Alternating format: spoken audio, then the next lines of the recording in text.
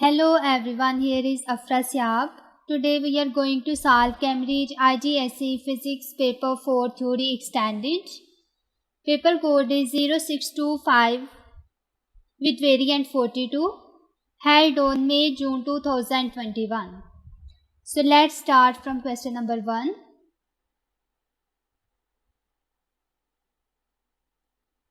Question number 1, Part A. Figure 1.1 shows a sealed weather balloon which is stationary in still air. State whether the overall density of balloon and its instrument is greater than, less than, or the same as the density of the surrounding air. So in the figure 1.1 there is a balloon and it's the instrument. We have to tell that whether the density of the system is greater, less, or same as that of the air.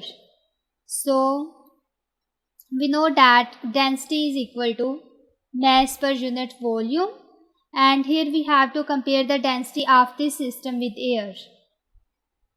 In the question it is given that whether balloon is stationary, it means that its velocity is equal to 0. So first of all we compare the density of the system with the air. If density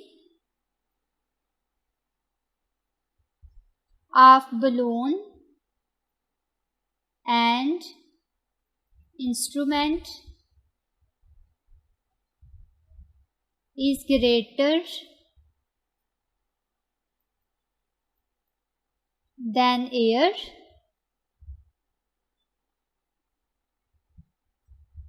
then the system will sink.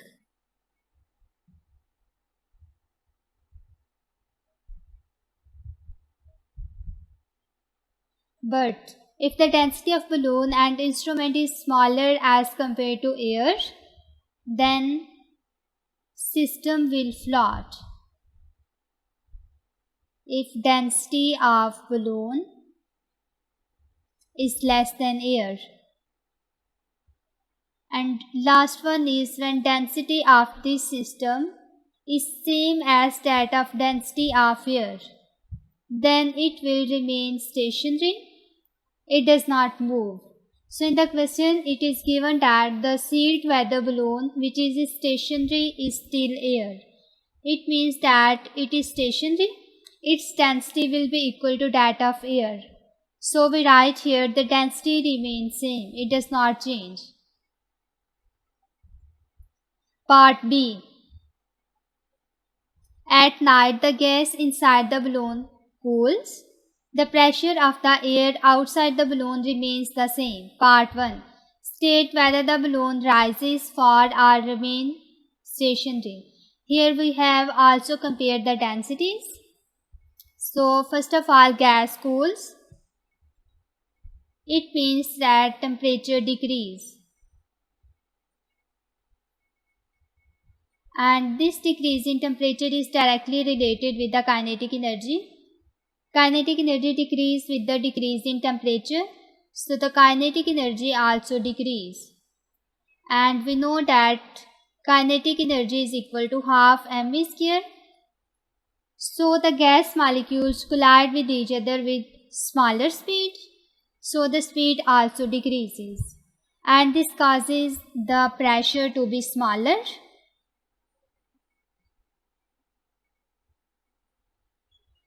Due to which the volume of these gas molecules will be smaller, but the number of molecules remains same. So here volume is smaller. Now we write that rho is equal to mass per unit volume. Volume is decreasing but mass remains same because the number of gas molecules are same. So when volume decrease, density increase. It means that at night when the gas inside the balloon cools, then density increase. And when density increase, it means that it falls. So I write here falls. We also have to explain this. So I write here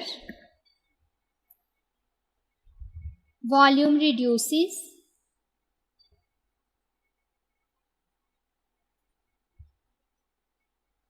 and number of gas molecules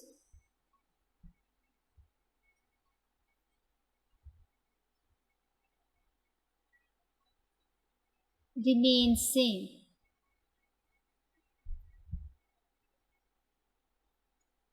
Therefore, density increases.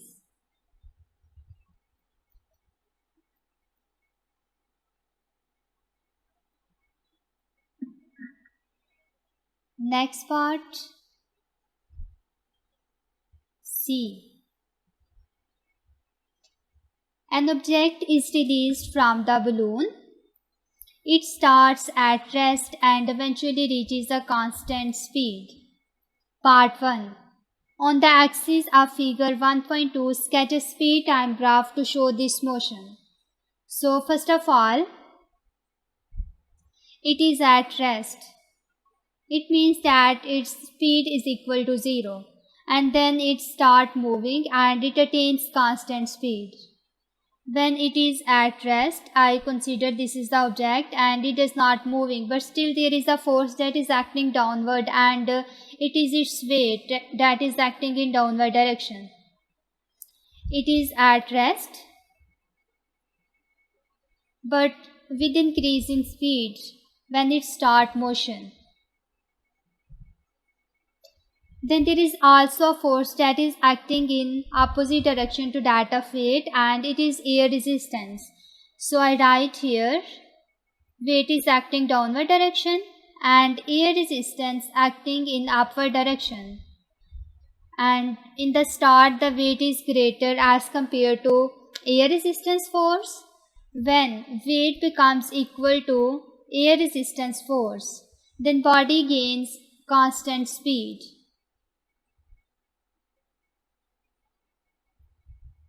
And constant speed means acceleration will be equal to 0. But initially its acceleration is 9.8 meter per second square. So we have to draw this on this speed time graph. And in the start acceleration is this, but it decreases and then equal to 0. So this curve will be decreasing acceleration, means that the decreasing gradient. So this will be this curve. For the second part, when this acceleration become equal to 0, body gains constant speed and constant speed is represented by the straight line. So I draw here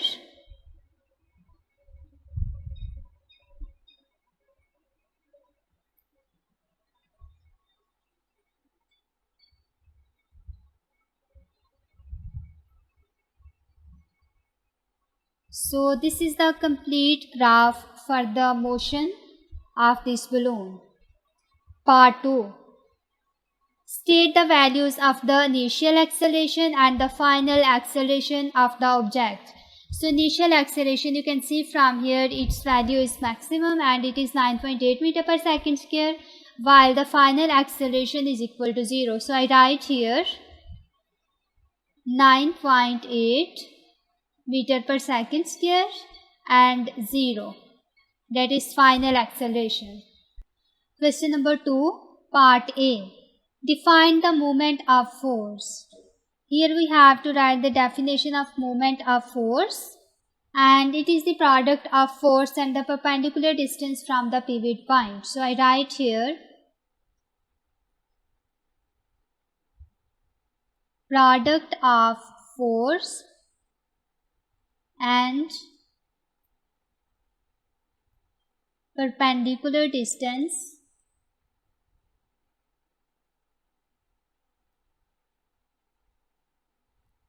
from pivot. Part B. Figure 2.1 shows an object of negligible weight The object is in equilibrium. The object is free to rotate about its pivot P. Calculate the value of force F. Here we have to calculate the value of force that is unknown. In figure 2.1, we can see that this is the object and there is a force that is acting on it in downward direction. We have to calculate the value of this force.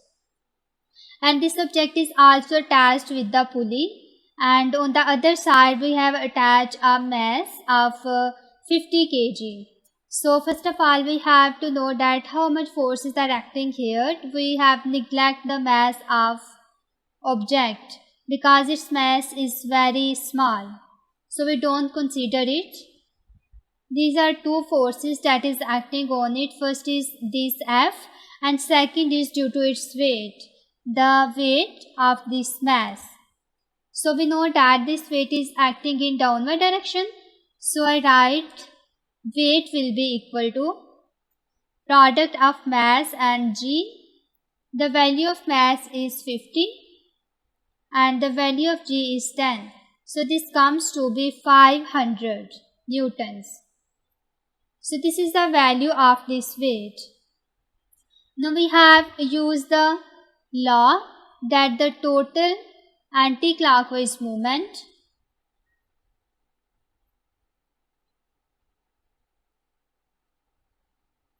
will be equal to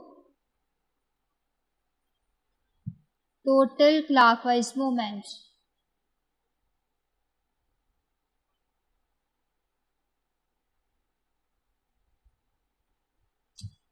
Here this weight causes clockwise movement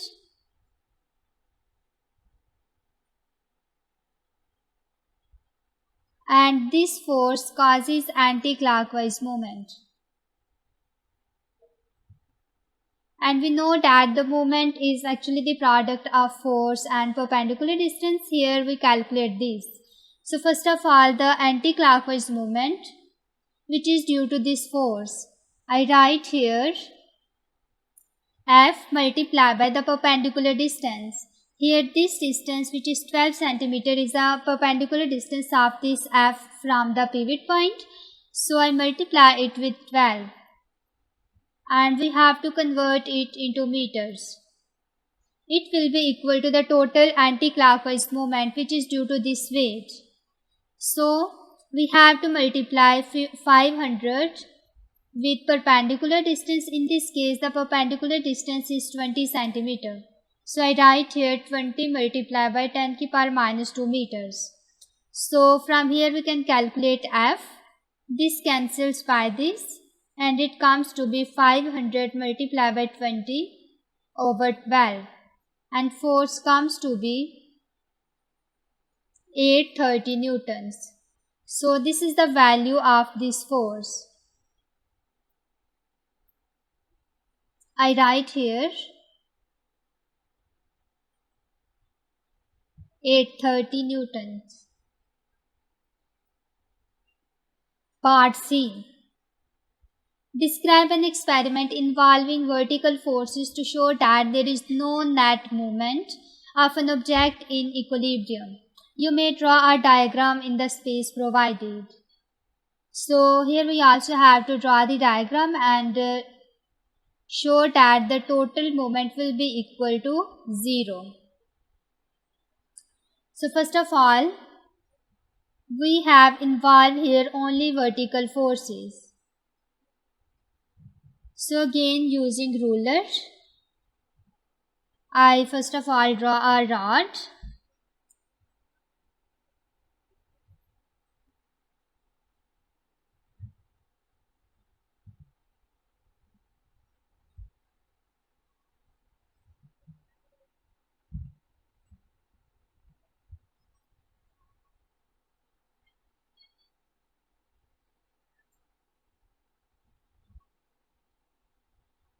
I consider this rod and at that point there is pivot point.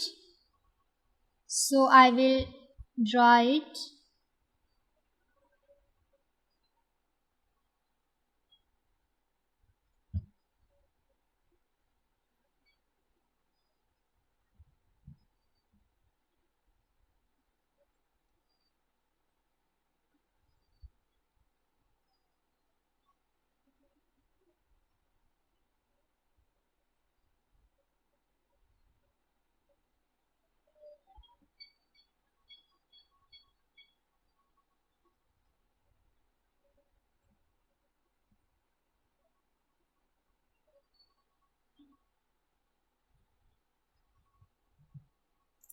So this is the pivot of this rod and we have placed mass on both sides of this pivot. I suppose that here I place two masses. This is mass 1 and this is second one. Here I place only a single mass. I suppose it is M1 and this mass is M2. And note their weight is acting in downward direction. I will draw it.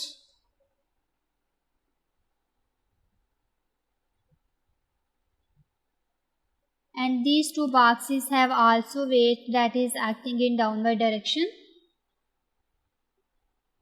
The arrow of this length will be double because here two masses are included.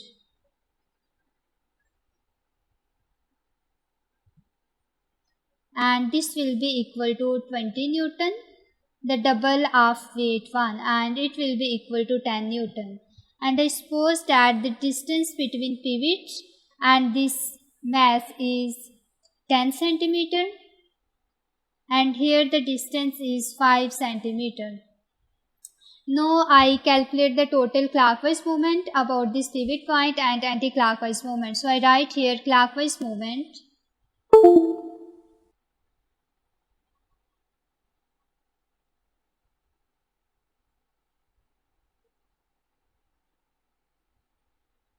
about pivot.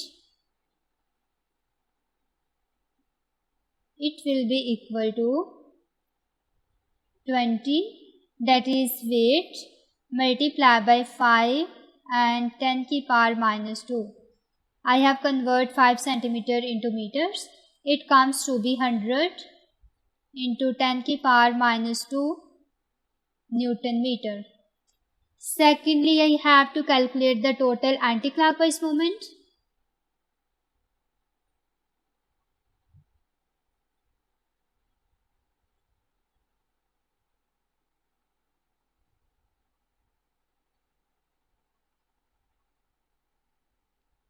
It will be equal to 10, that is the weight of M1, multiplied by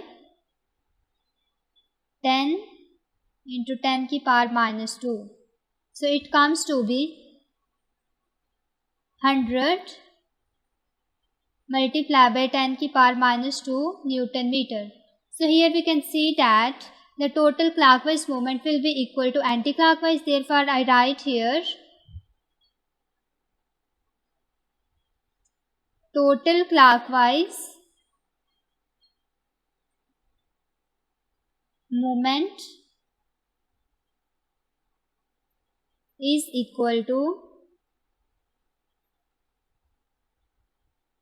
total anti-clockwise moment.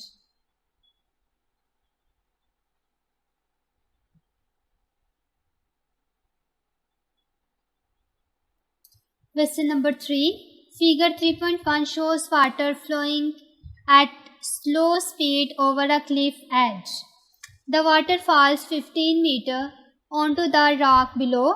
Part A. Show that the velocity of the water when it strikes the rock is 17 meters per second. Here we have to calculate the velocity of water and it must be equal to 17 meters per second. So first of all, in this figure, we can see that the height is 15 meters and the water is flowing from top, and we know that at the top all energy is potential energy, while at the ground all of its energy must be kinetic. Potential energy is associated with height, while the kinetic energy is associated with motion. So we can write here loss of potential energy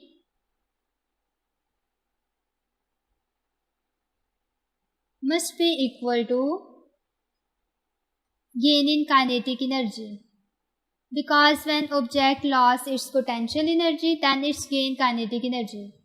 So I write here gain in kinetic energy.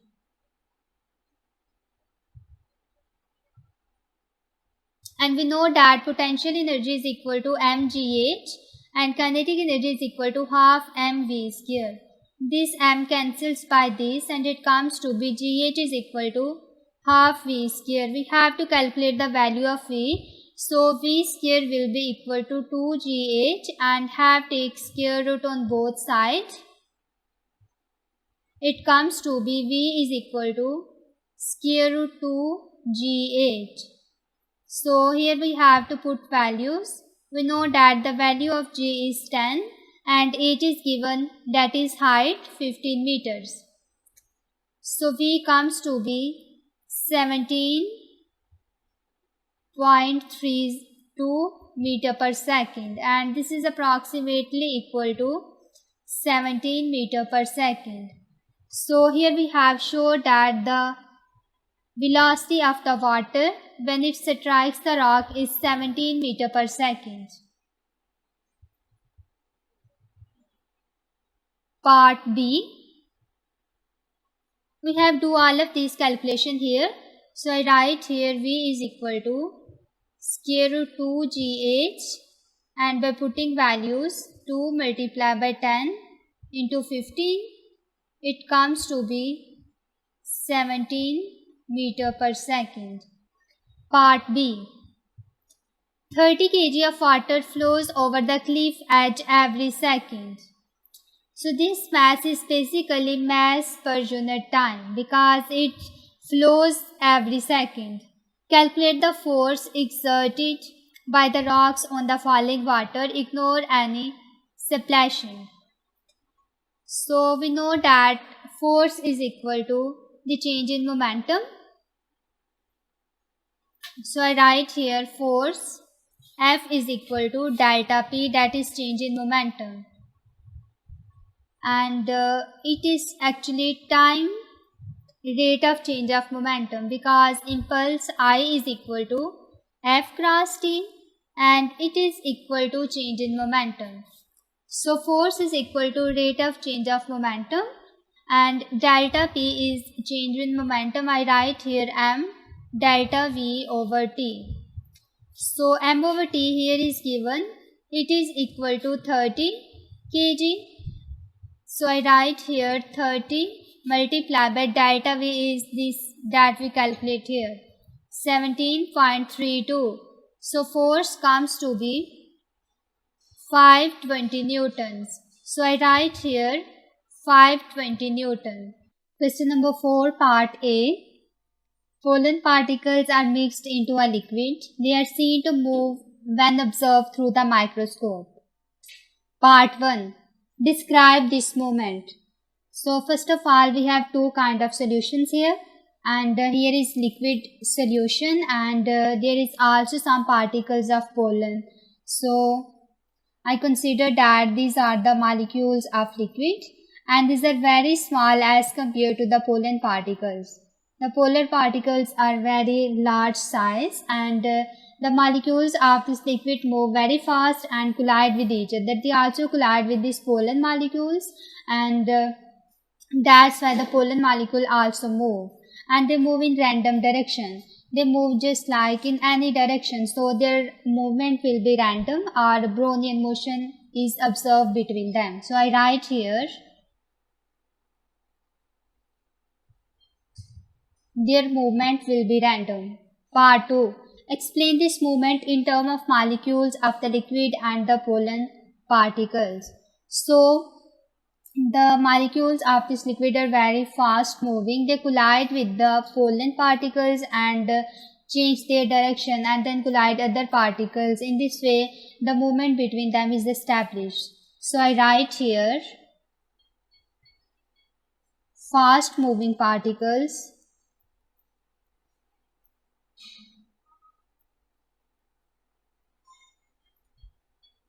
collide with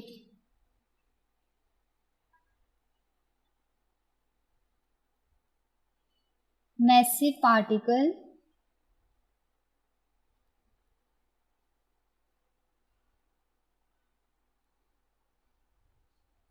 here massive particle are actually pollen particles.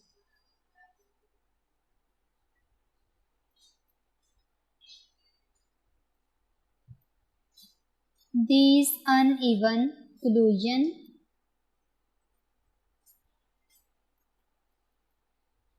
cause random movement.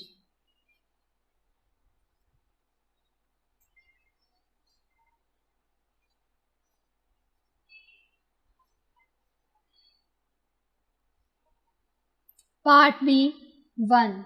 Medical professionals sometimes rub ethanol over the skin of a patient. Ethanol evaporates radially at room temperature and has a high specific latent heat of vaporization.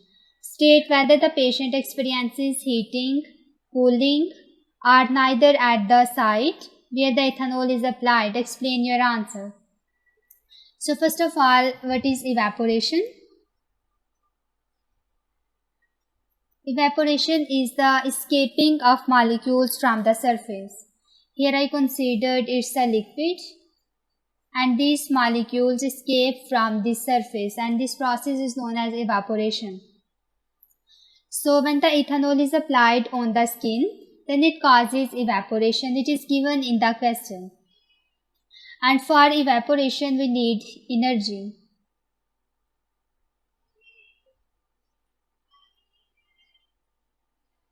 We need energy, that is heat energy, and this energy is basically provided from our skin.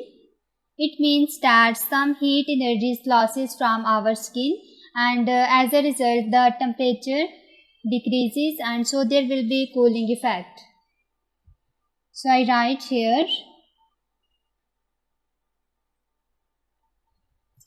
there will be cooling effect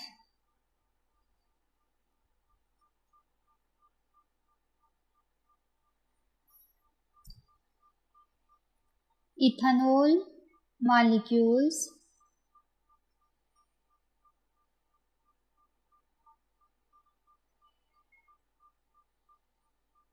take energy to evaporate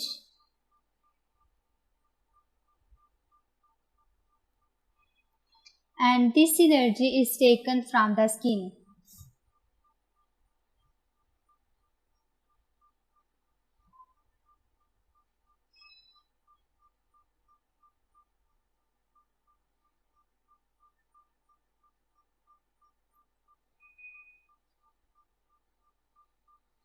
Here evaporation is happening and it requires energy, that is heat energy,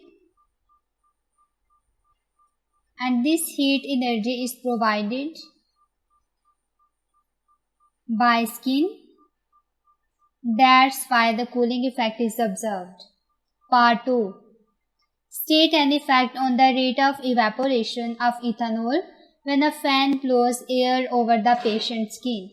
So in this case the rate of evaporation increases. So I write here increase. Question number 5 part A. A machine delivers a hot drink in a plastic cup which is uncomfortably hard to hold. Figure 5.1 shows the cup with the hot drink. Figure 5.2a shows the cup with the hot drink and the holder for the side of cup. Figure 5.2b shows a cross-section through the holder. The holder is made from two strong paper cylinders separated by a wavy piece of strong paper to make air gap.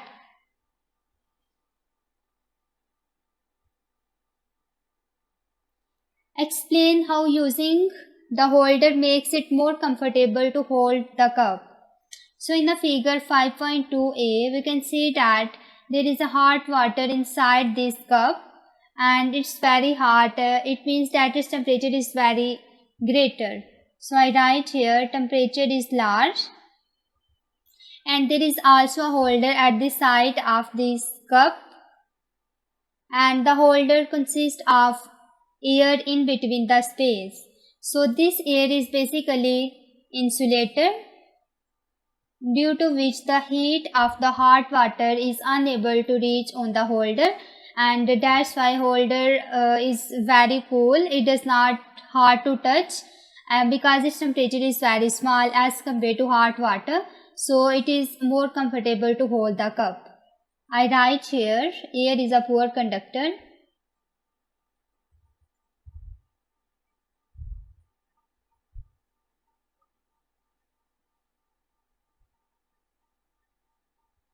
It means that it's an insulator.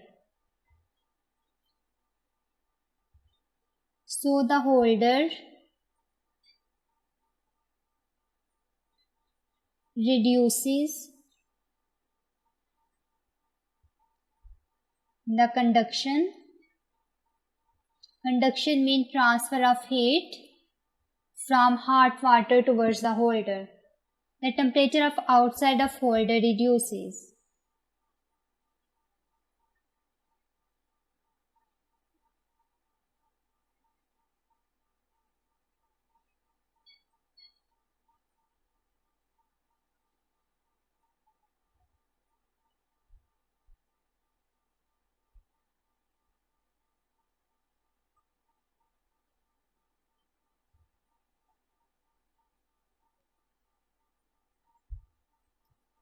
Next part B. A student carries out experiments on the cooling of hot drink described in A, with and without the holder in place. He finds that the holder only reduces the rate of cooling slightly.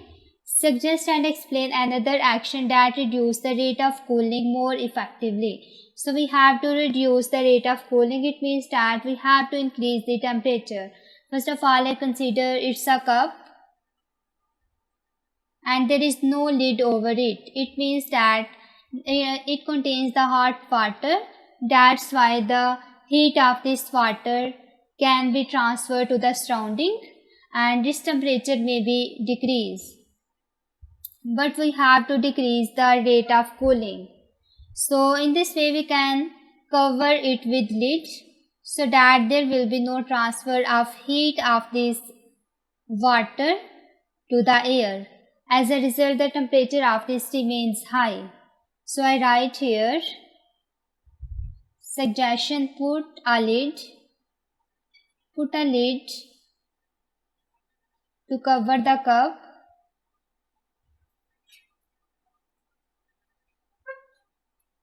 Explanation, lid will help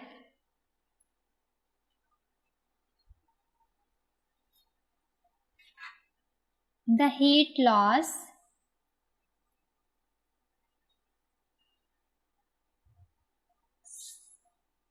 from the convection.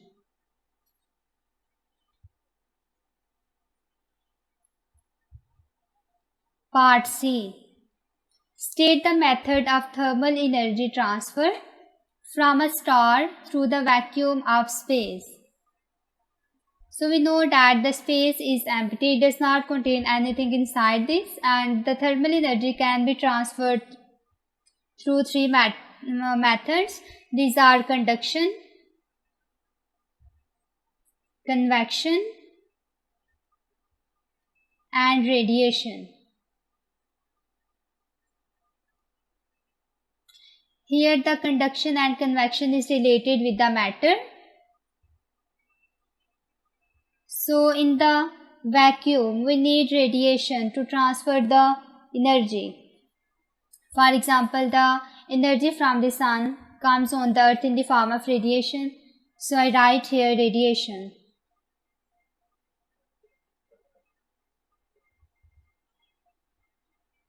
Question number 6, part A. Figure 6.1 shows a ray of green light passing through a prism. So it's a green light that is passing through the prism and gets deviated. A ray of blue light is directing towards the prism on the same path as the ray of green light. On figure 6.1, draw the path of the blue light through and out of the prism. So here is a figure in which green light enters and it gets deviated. We have to draw its path. Then it's actually the green light. I draw it.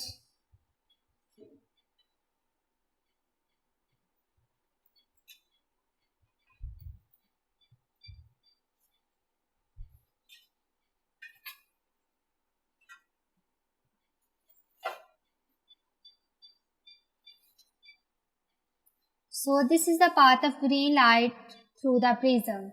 We know that there are different kinds of color. First of all, here is violet, indigo, blue, green, yellow, orange and red. Among all of these, red has larger wavelength and violet has smaller wavelength. And the wavelength increases as we go from violet towards red. But here we have to compare the blue light and green. So here is green and this is blue. So here I write blue and green. The green light has larger wavelength as compared to blue.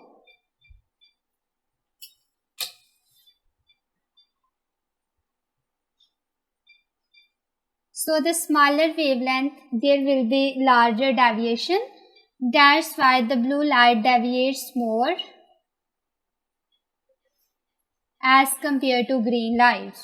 So now I draw the path of the blue light.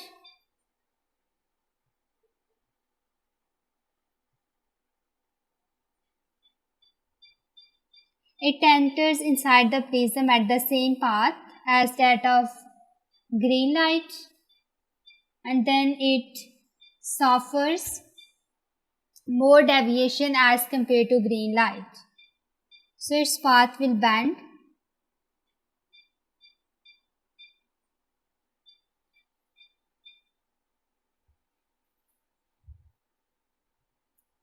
And also bending will be more when it comes out of this prism.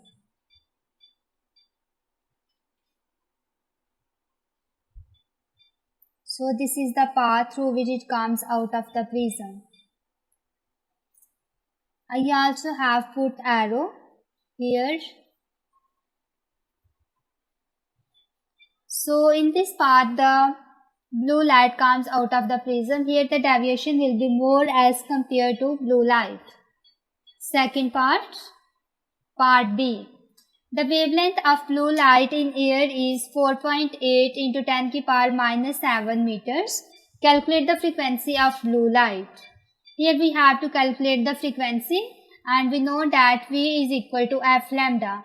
By this relation, if we know the speed and wavelength, we can easily calculate the frequency. So F is equal to V over lambda. We know that the speed of light is 3 into 10 to the power 8. So 3 into 10 to the power 8 divided by wavelength is given 4.8 into 10 to the power minus 7. So the frequency comes to be 6.3 into 10 to the power 14 Hertz. So the frequency of blue light is 6.3 into 10 to the power 14 Hertz. Question number 7, part A. Figure 7.1 shows two magnets and the gap between the north pole of one magnet and the south pole of the other magnet. On figure 7.1, draw three lines to show the pattern and direction of magnetic field in gap. Here we have to draw the three lines, and in the figure 7.1 there are two magnets. First one is this, which has north and south pole, and second magnet is this, which again has north and south pole. The north pole of first magnet is in front of the south pole of second magnet. You can see from here, and we know that the magnetic lines of force points from north to south direction. I write here magnetic lines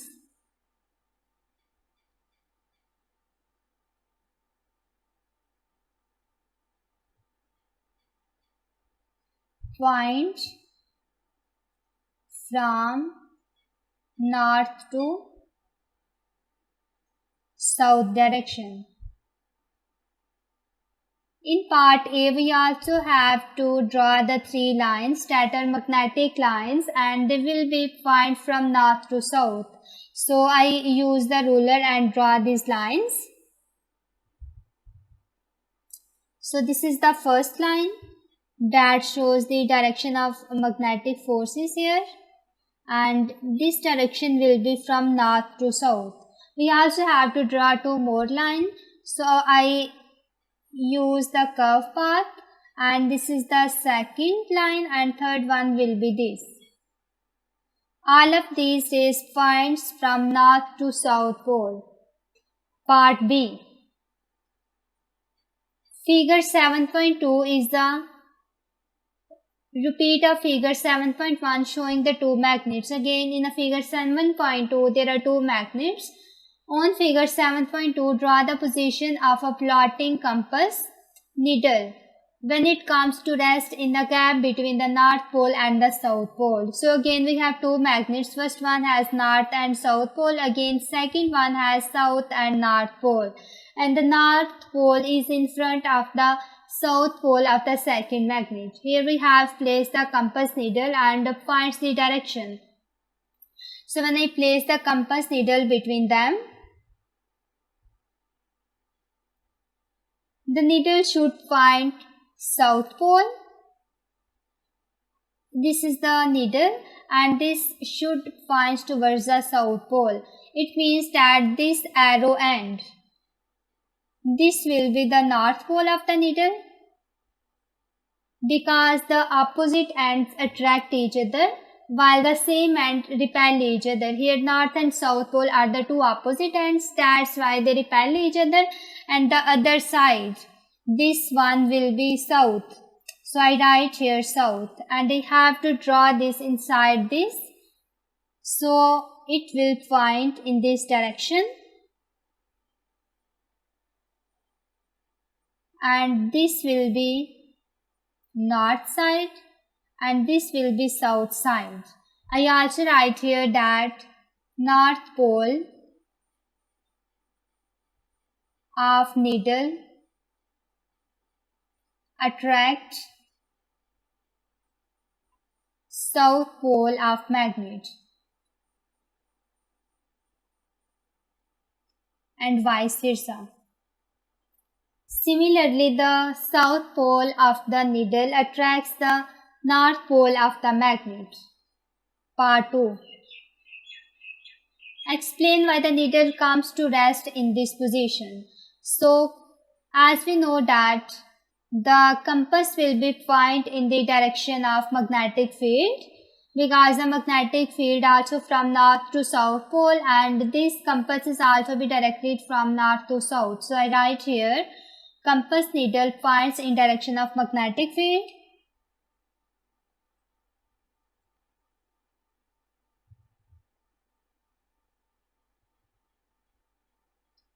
Points in direction of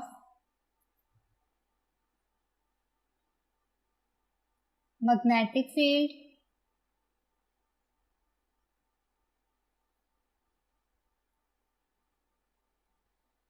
and the north pole of the compass will attract the south pole of magnet, or the south pole of the compass will attract the north pole of magnet. I write here north pole of compass will attract the south pole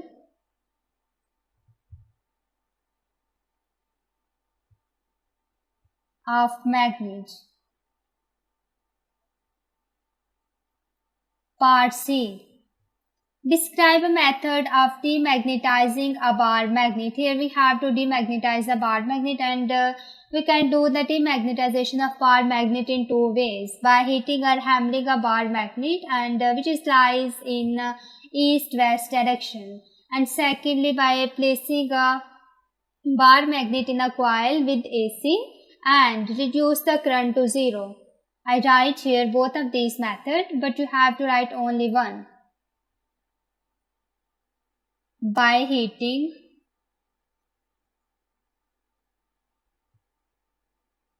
a bar magnet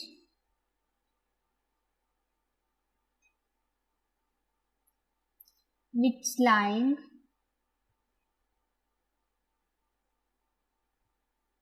east-west direction,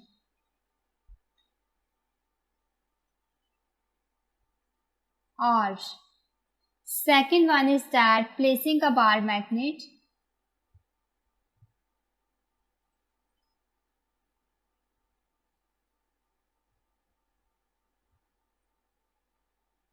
in a coil with alternating current, that is AC,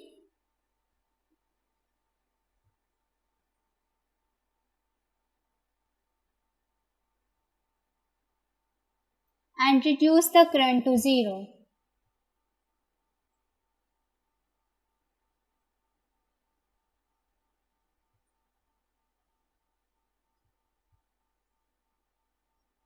So in this way we can demagnetize a bar magnet. Question number 8, part A.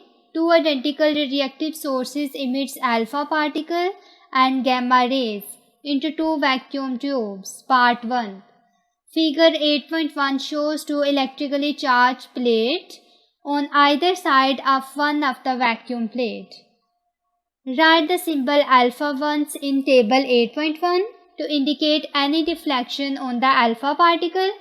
Write any symbol gamma ones in table 8.1 to indicate any deflection of gamma rays. So here is the table on which we have to mention that the alpha particles will be directed by deflection in which direction, and also show the direction of deflection of alpha particles.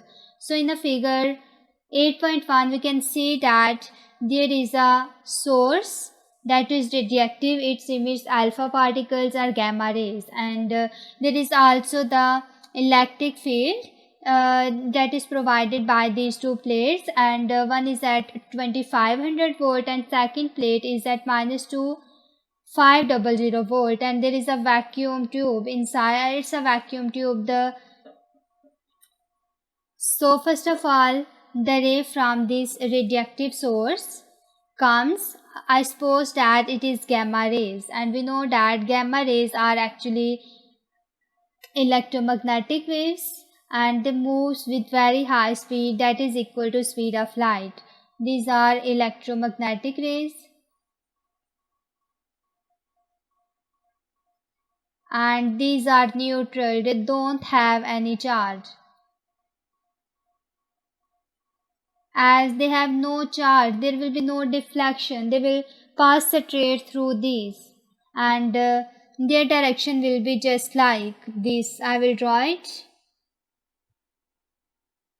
So in a vacuum they pass in a straight line just like this. They will not get deflected.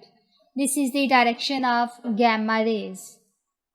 So I put no deflection box gamma rays. I write here gamma.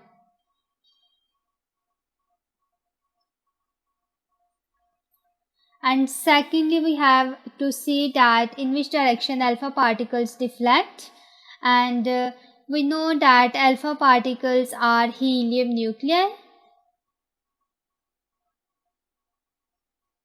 and it has positive charge. And there are two plates, one is positive and other is negative, and we know that the opposite charges attract each other while the same charges repel each other. That's why by using this concept, the alpha particles will be deflected towards the negative plate, that is -2500 volt. So the alpha particles will be deflected in this direction. This is the path of alpha particles. So I also mention here alpha. I write here it will deflect towards the bottom of the page, that is towards the negative plate. I write here alpha particle. We just have to show its symbol, that's why I just write alpha and gamma. Second part. Figure 8.2 shows the poles of very strong magnet on either side of the other vacuum tube. So here is again a vacuum tube, and the difference is that here we place the north and south pole. It means that we have placed this vacuum tube into very stronger magnetic field. Again there is a source that is radioactive, and it emits alpha and gamma rays. Write the symbol alpha once in table 8.2 to indicate any deflection on the alpha particles, and also write the symbol gamma once in the table 8.2 to indicate any deflection of the gamma rays. So here we again have to tell that in which direction the gamma rays and alpha particles deflected when these are placed in a stronger magnetic field. So again, gamma rays are neutral. They don't have any charge, so they do not get deflected. I write here gamma rays do not deflected because these are neutral.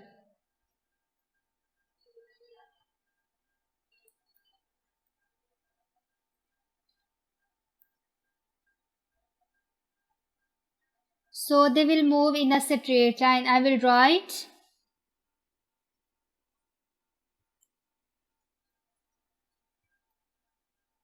So this path is basically for gamma rays. They will move in straight path and do not deflected by the magnetic field. So I write here no deflection for gamma rays.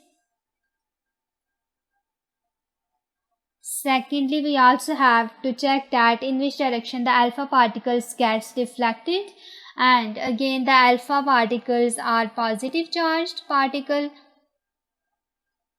and we know that the direction of magnetic field is from north to south pole. I will draw it. So this is the direction of magnetic field. It points from north to south direction.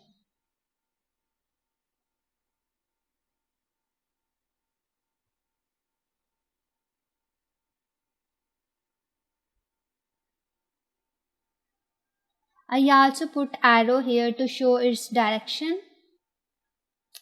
And the alpha particles are moving in this direction towards right because these are emitting from the source and these are moving in this direction.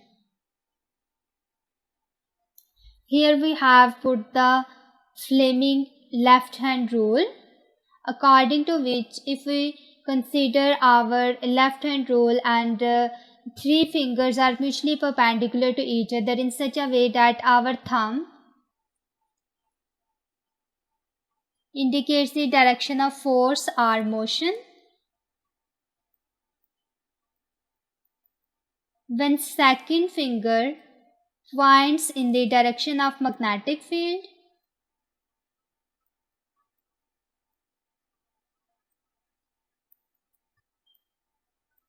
and third finger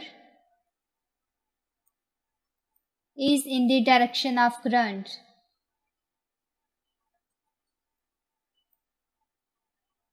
Here current is basically the flow of charges in which alpha particle moves. So they moves basically towards the right, and the direction of magnetic field is towards bottom, and this is the direction of motion of alpha particles. So this is basically the direction of current, and this is the direction of magnetic field. We have arranged our left hand rule in such a way that our thumb, second finger and third finger are mutually perpendicular to each other, and points our second finger in the direction of magnetic field and the third finger in the direction of current. Then our thumb will indicate the direction of force or the motion of alpha particles, and by this we can see that the alpha particles will be into the plane. It means that force is exerted into the plane. So I write here alpha particles will be deflected into plane. These are for alpha particles.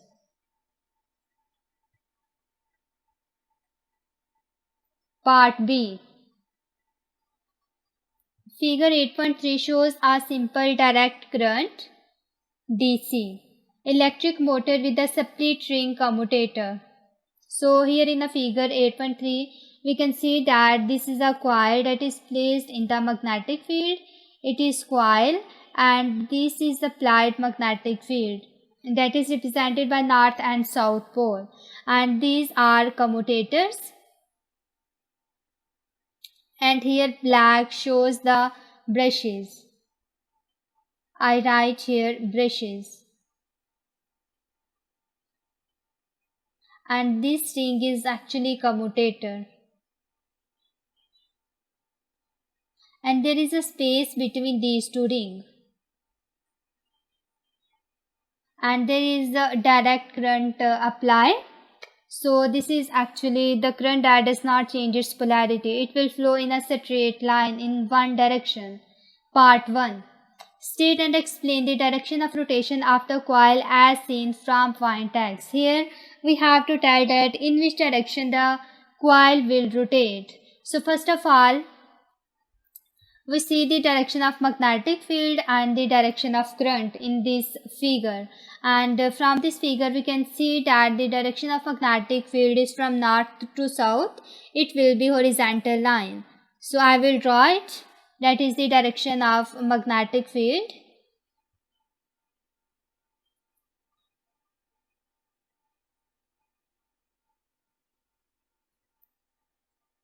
So magnetic field points from north to south pole, and there is also a battery. This terminal is positive while this is negative, and again this is positive and this is negative. And we know that the current flows from positive to negative terminal.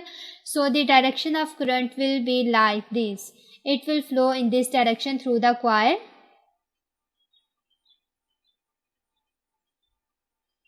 And again in this direction. So first of all we split this coil into two halves, and I will draw a line here.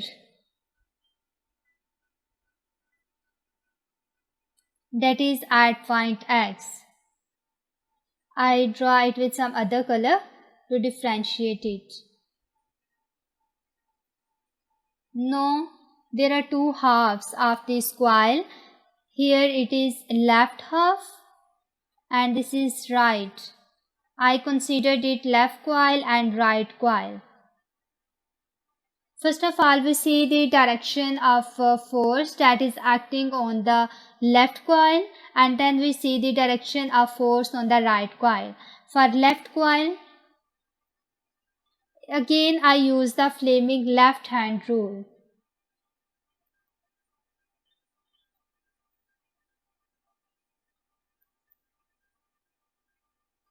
According to this rule, I write here second finger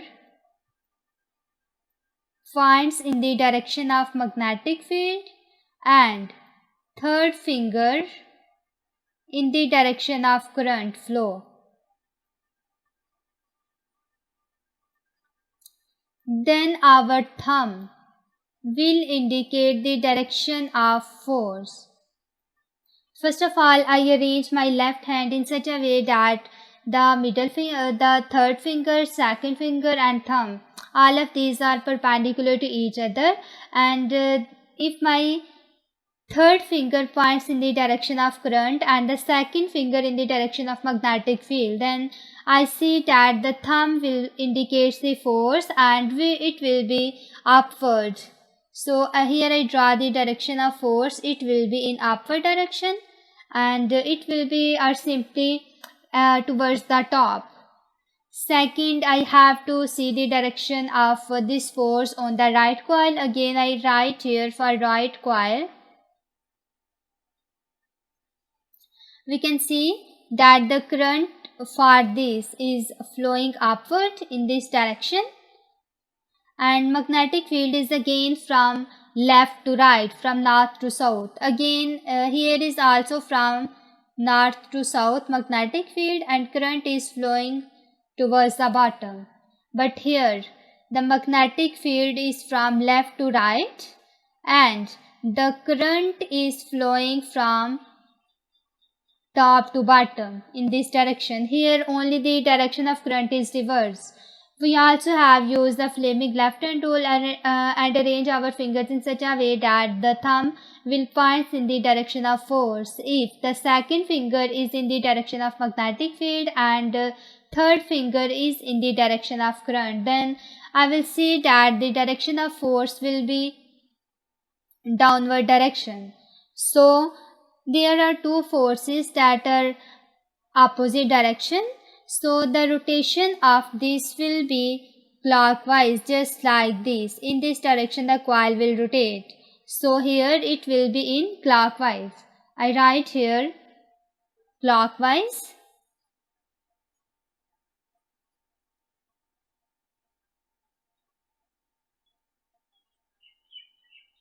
And in explanation I use right hand rule, Fleming left hand rule.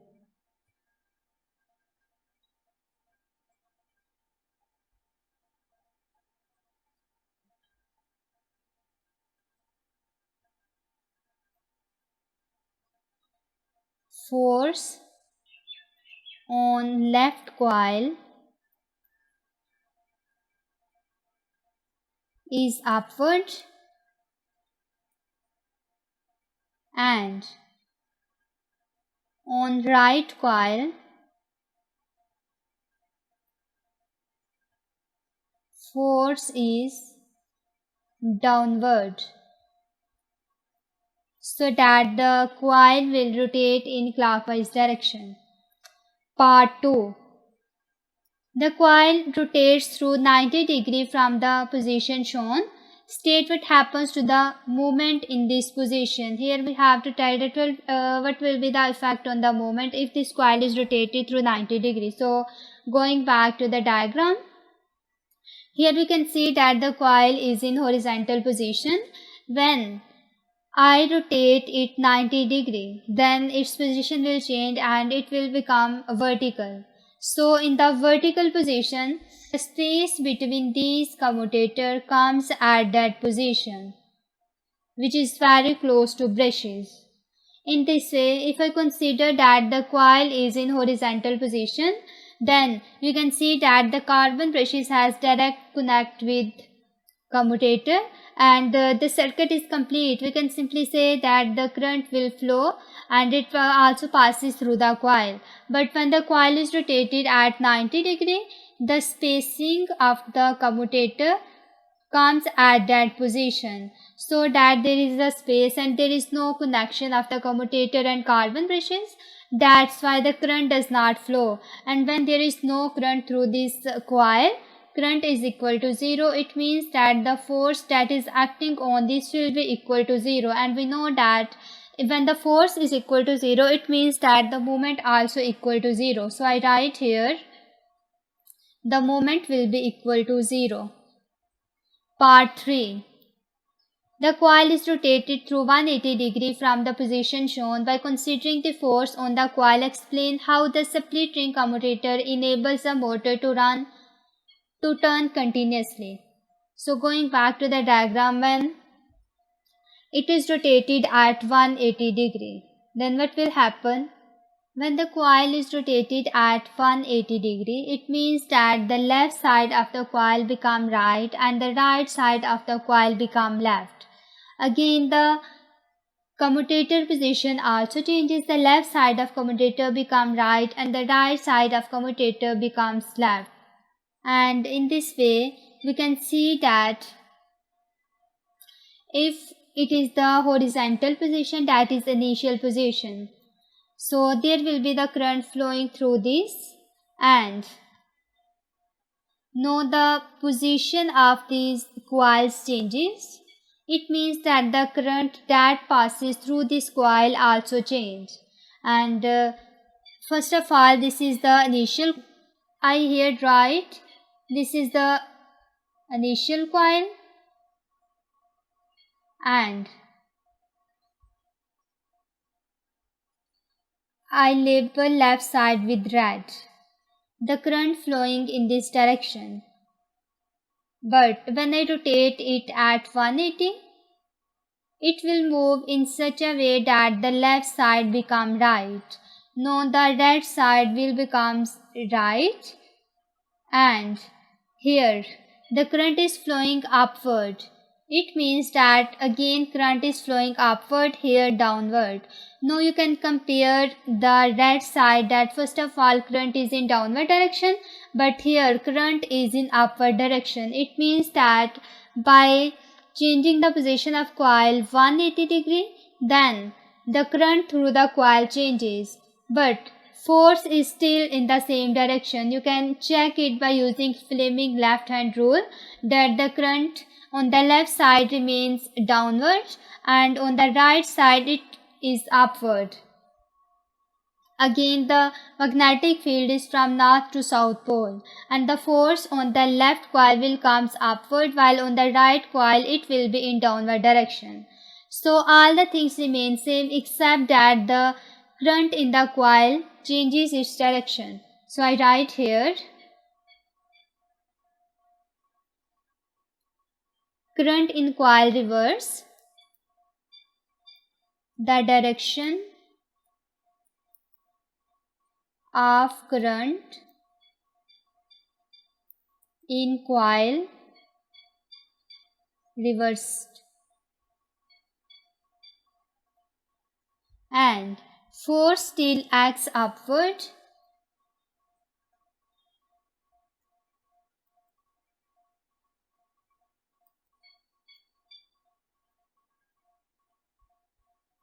on left coil and downward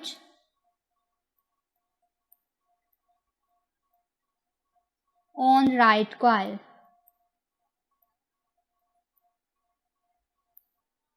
Question number 9, part A. Figure 9.1 shows a circuit. Here is a figure 9.1 which shows a circuit. On figure 9.1, draw two clearly labeled arrows to show the direction of the electron flow and the direction of conventional current in the circuit. Here is a circuit in figure 9.1 and we have to show the direction of electron flow and in which direction the conventional current flow. So first of all, there is a battery. It contains two terminals. One is positive and other is negative. So the larger line is actually for positive terminal, while for negative it's the smaller line, and it is also small, it is large, but we have to see that the left side is positive and the other side, that is right side, is negative, and we know that the electrons are negatively charged. I write here electrons are negatively charged.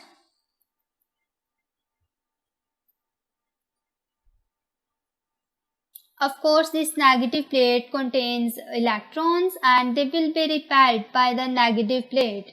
We know that the similar charges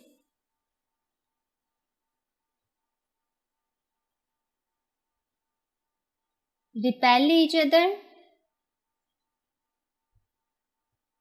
while the opposite charges attract each other.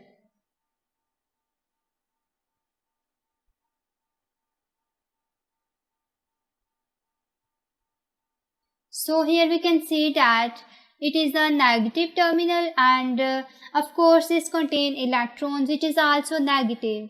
So these electrons will be repelled by this negative terminal of the battery, so the electrons will flow in this direction. This is the direction for electron flow. Or we can simply say that electrons flow from negative terminal to positive terminal.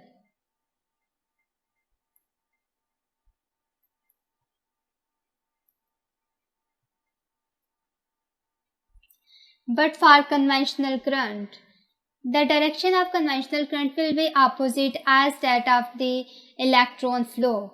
So here we can simply say that if the electrons flows in clockwise direction,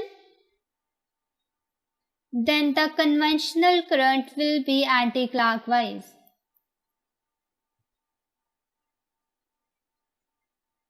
It will be anti-clockwise. Or we can say that from positive to negative terminal.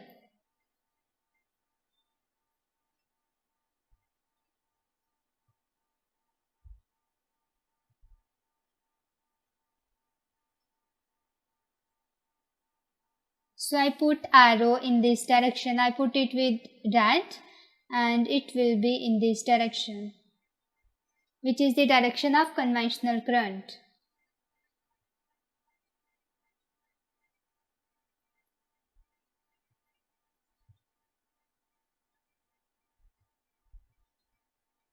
Here is the part B. The current in the motor is 13 amperes. The charge on an electron is 1.6 into 10 to the power minus 19 coulombs.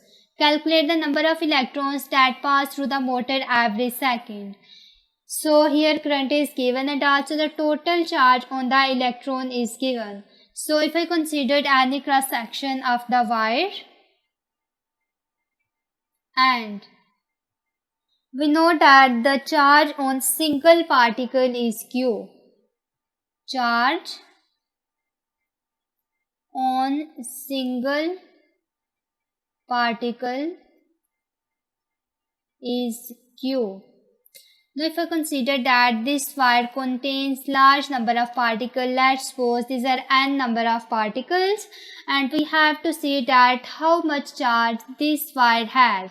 So we just multiply this n with the charge of one particle to get the charge on overall all particles. So I write here charge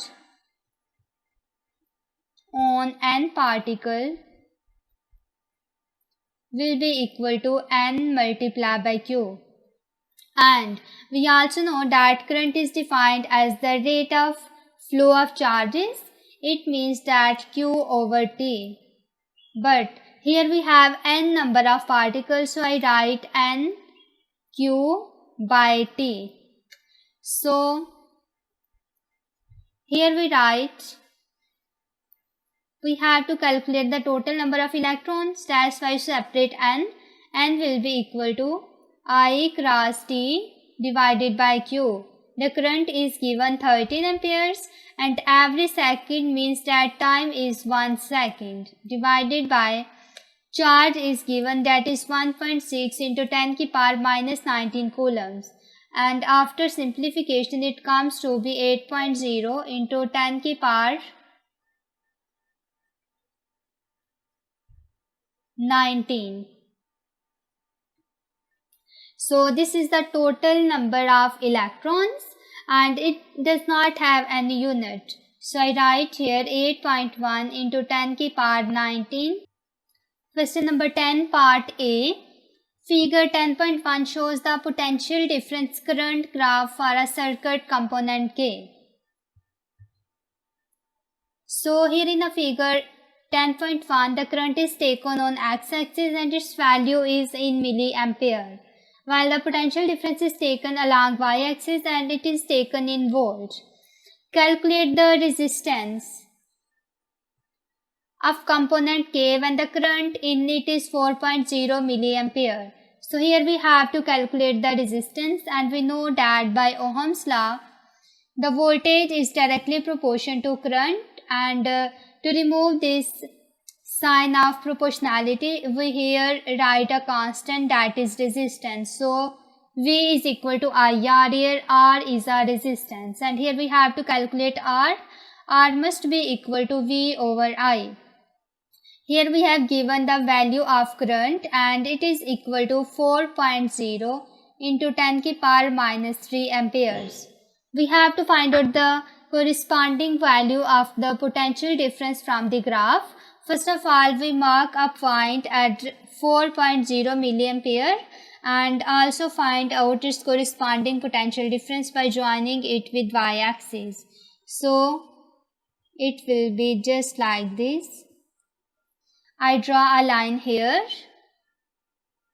and find out the corresponding value of voltage from there, and it is almost 9.2. So the value of potential difference is 9.2. So the resistance comes to be 2300 ohms. So I write here resistance is equal to 2300 ohms.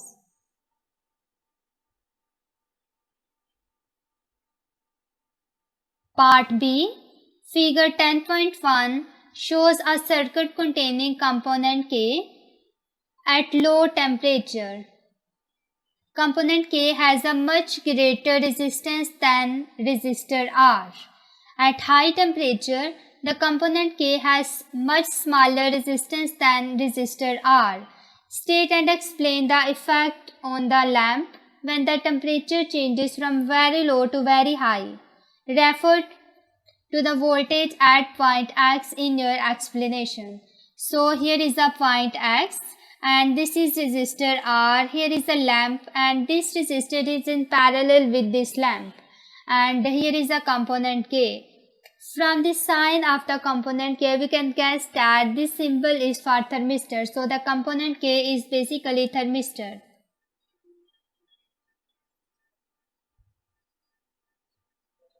And first of all, we discuss it at low temperature and then at high temperature.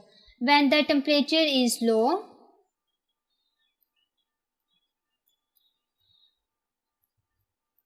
then the resistance is high, which is given in the question.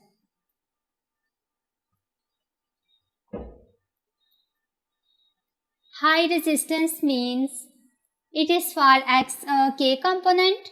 So I write here for thermistor. When the resistance is high, it means that the potential difference across the thermistor should be very high. I write here potential difference high. And this causes the potential difference across the other component to become small. I write here the component K is basically for thermistor. For this the potential difference is high. I write here more. And for this resistor, because that the thermistor has high potential difference, the resistor will be smaller potential difference. So I write here less. And this resistor is in parallel with the lamp. So in a parallel circuit, the potential difference remains same. So the potential difference across this lamp will be less. So I simply write potential difference high across thermistor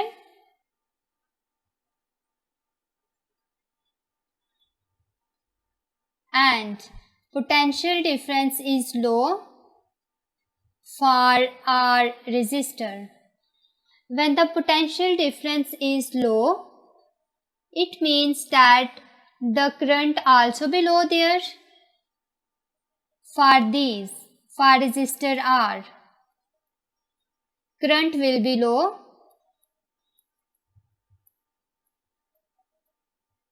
That's why the brightness of this bulb will be very small. So, low brightness of the lamp.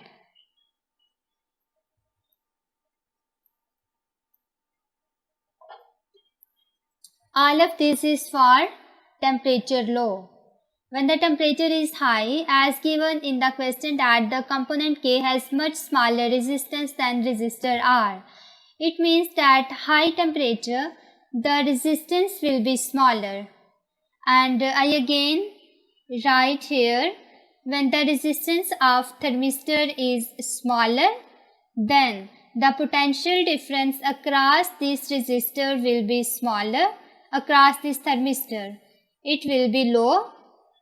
As a result, the potential difference across the R will be more. And this resistor R is in parallel combination with lamp. So the potential across this lamp will be high. As a result, more current passes. And this lamp will give full brightness. It means that its brightness is very high. So I write here, statement is that light glows.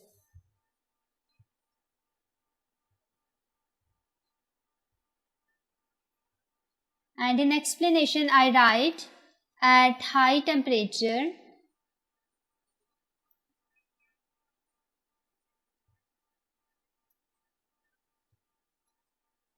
resistance across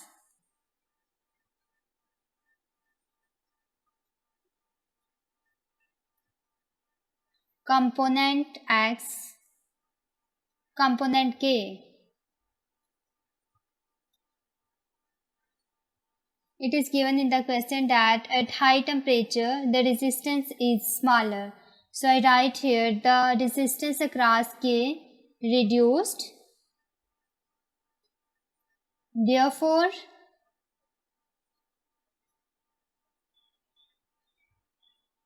the voltage across resistor R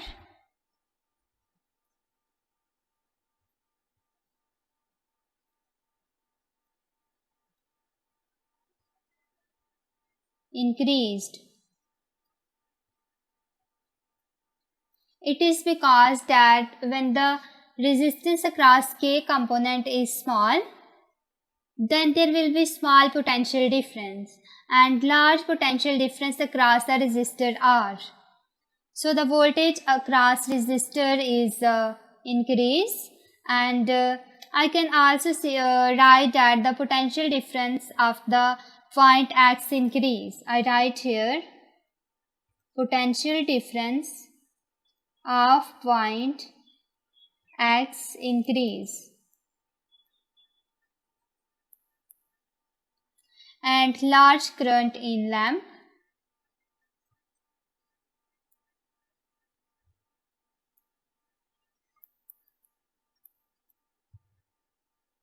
And it glows brighter.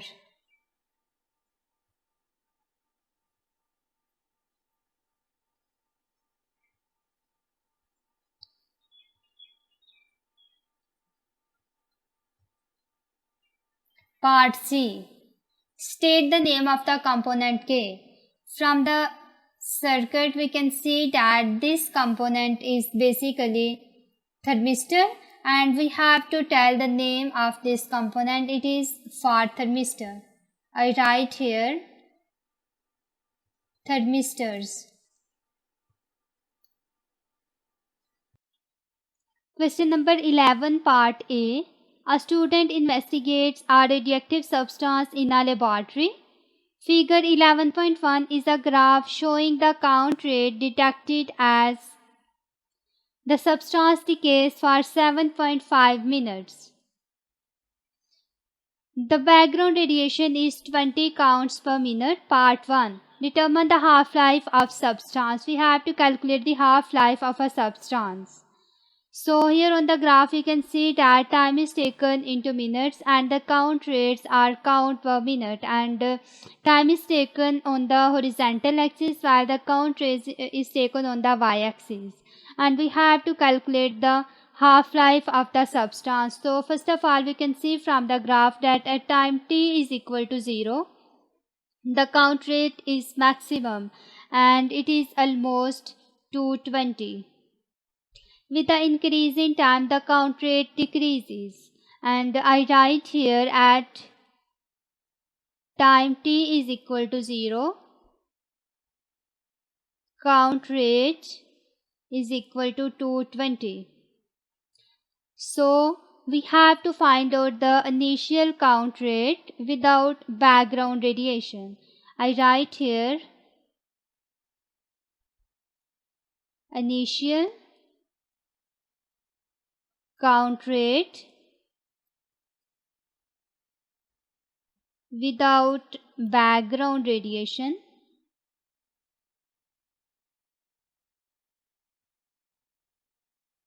It must be equal to these 220 minus the background radiation count is 20. So I subtract it and it becomes 200. So these are the initial count rate without background radiation. No, I have to calculate the count rate of substance after one half-life. I write here count rate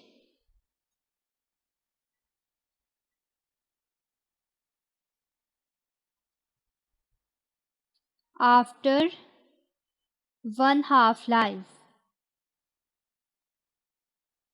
It will be equal to, we know that half-life is basically the time during which half of the radioactive element decays. If in a sample we have total 200 atoms, after one half-life it becomes half and it remains 100. So here are 200. After one half-life pass it becomes 200 divided by 2 and it comes to be 100. So the total count rate after one half-life, it will be equal to the sum of count rate after half-life when one half-life pass and the background radiation count rate. So I just add 20 and it becomes 120. So the count rate is 120, and now from the graph we can see that at 120 and find out its corresponding value on the x-axis. This is its value on x-axis, which gives the time, which is half-life. So it comes to be 2.4. It means that half-life is 2.4 minutes. I write here 2.4 minutes. Part 2.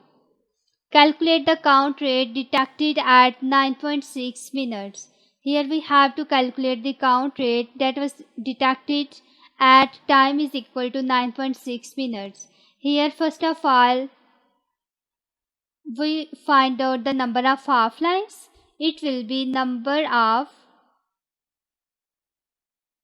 half-life will be equal to the total time that we already calculate. It is given in the question, that is 9.6, and divide this by the total half-life, and the total half-life is 2.4. So by dividing them we get the total number of half-life and it becomes to be 4, and it means that the 4 half-life passes we have to calculate the count rate when 4 half-life passes. So first of all the count rate is equal to 200, and when one half-life pass it becomes 1/2 of 200 and it comes to be 100. After second half-life I divide 100 by 2 because the count rate become half of 100. It comes to be 50, and after third half-life it is 50 divided by 2 and comes to be 25. After fourth half-life it will be 25 divided by 2 and comes to be 12.5. So the total count rate after 9.6 minutes or 4 half-life is 12.5 counts per minute. Part B. The substance emits alpha particles and gamma rays. The student suggests that it is safe to store the substance in a plastic container of thickness 2 mm. State and explain whether the student's suggestion is correct. So the student said that you can store the substance in a plastic container which is 2 mm thickness, and this substance emits alpha particle and gamma rays. So first of all, alpha particles are helium nuclei and they can be stopped by a simple paper. I write here alpha particles stop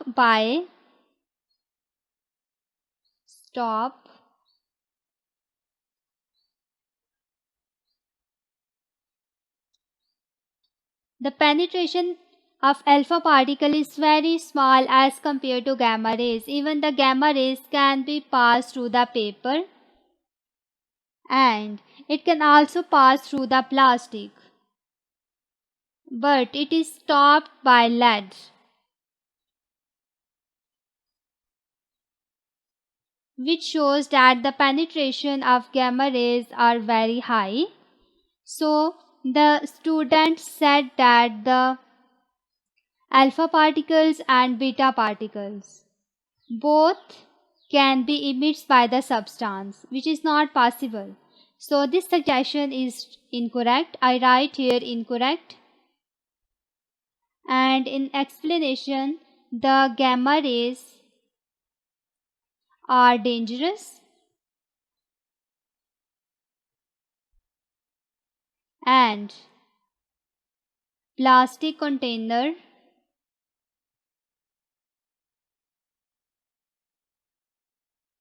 is penetrated by